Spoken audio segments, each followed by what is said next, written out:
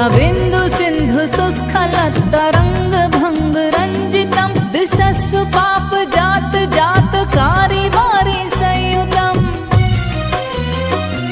कृतान्त दूत काल भूत भीतिहारि वरमदे त्वदीय पाद पंकजं नमामि देवि नर्मदे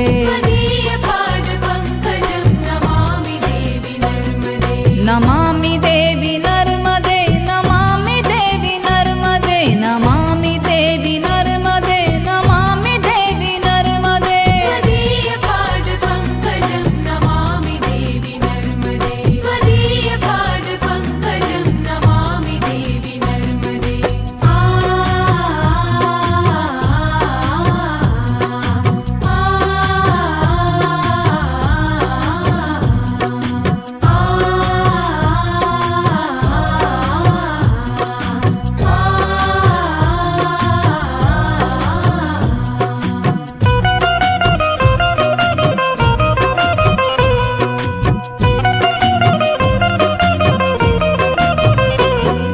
तदम्बुलीन दीनमीन दिव्य सम्प्रदायकं कलामलाघ भारहारि सर्वतीर्थनायकम्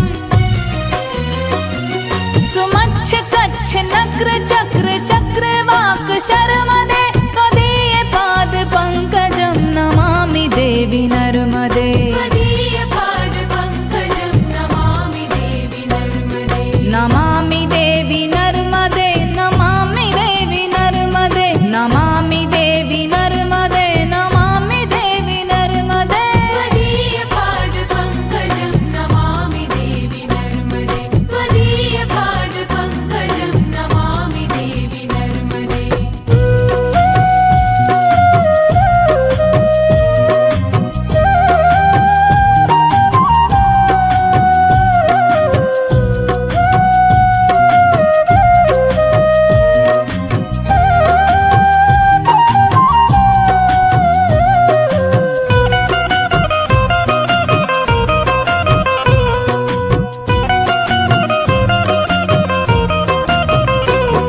महागंभीर नीरपुर पाप धूत भूतलं धन समस्त पातकारी दारिता पदाचलम् जगल्लये महाभये मृकण्ड सूनु हरम्यदे त्वदीय पाद पंकजं नमामि देवि नर्मदे त्वदीय पाद पंकजं नमामि देवि नर्मदे नमामि देवि नर्मदे नमामि देवि नर्मदे नमामि देवि नर्मदे नमामि देवि नर्मदे त्वदीय पाद पंकजं नमामि देवि नर्मदे त्वदीय पाद पंकजं नमामि देवि नर्मदे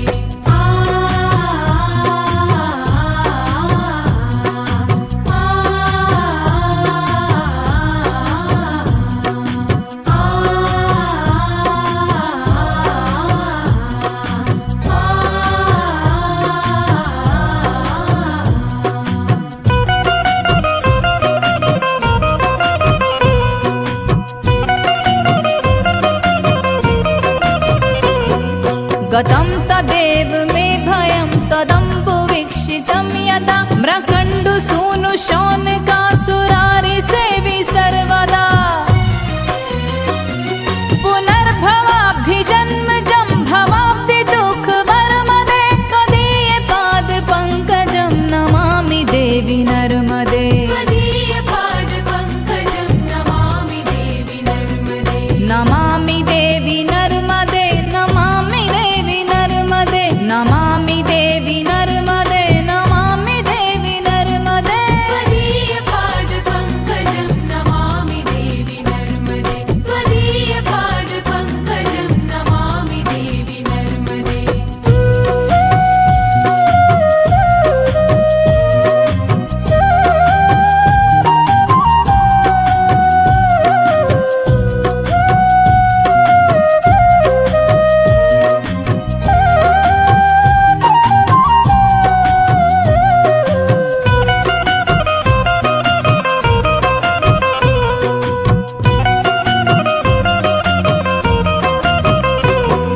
अलक्ष्य लक्ष्य किन्नराम